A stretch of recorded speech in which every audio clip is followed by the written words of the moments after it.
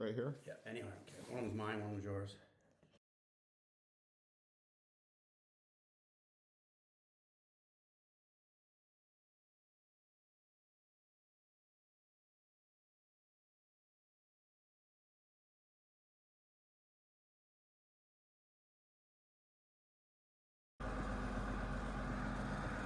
Yeah, it's here. Finally got it here. It's kind of taking up most of the road, but we got power lines that are a little low right here. So he's gonna unload it. But I'm psyched, it's finally here.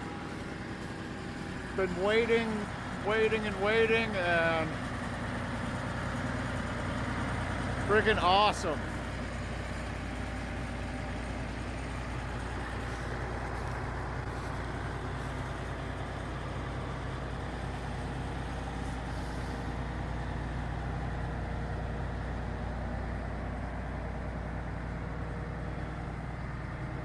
Luckily, we got another maybe 3 or 4 feet of clearance from these power lines.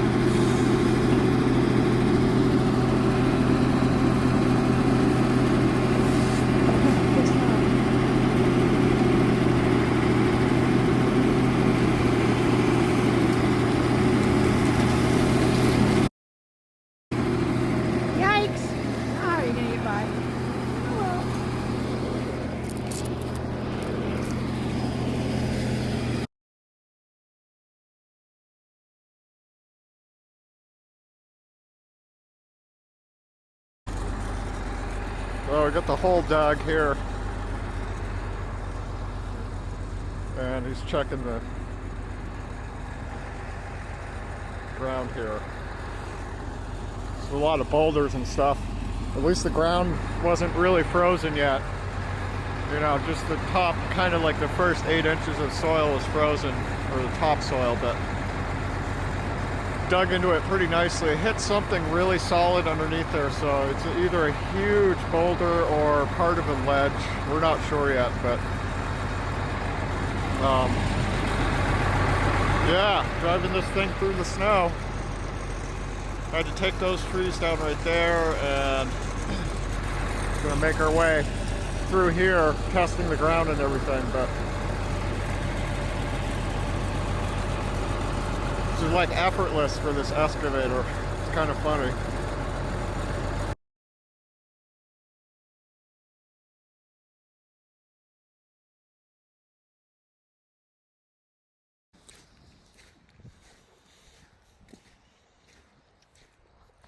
So it arranged to get this thing picked up next week. And it comes with this bucket right here, which is a pretty long bucket. It's like a trenching bucket. It's actually pretty deep.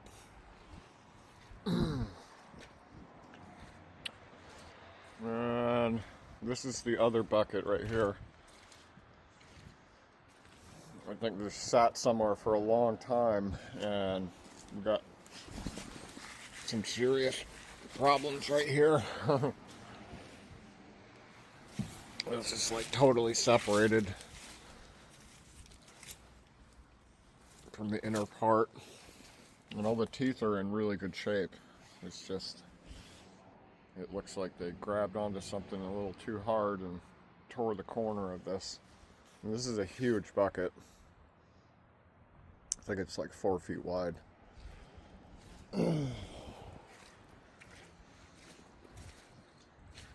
So here it is. You know, and there's a lot of other stuff that I've looked at online. You know, I've spent the past year looking at different excavators. I've rented all kinds of them.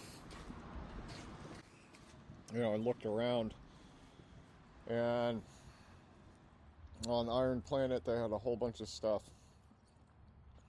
And it seems like the larger majority of these machines are in the middle United States or towards the west. And this one right here is in really, really good condition. The guy bought this quarry, paid the state about $1 million to buy this quarry. It's beautiful blue stone that he's getting out of here. And so he got a newer one that's a little bit smaller, and he had this one and another one. I think it was the 235 also. And this track looks like it needs to get extended a little bit. So that's the setup right there. And I have to get into there and add some grease to that. But you know, this thing had a lot of rocks falling on top of it. Loading trucks and stuff like that, you know. And eventually it breaks the windows. But you know, he maintained it because he needed to use it all the time, and all the stuff is pretty straightforward. It's got about 8,000 hours on the rebuilt engine. He had the cat mechanics come out and take the engine out, and they also did an in-frame service, I guess 10 years ago or something like that. You know, there's plenty of room on this idler arm.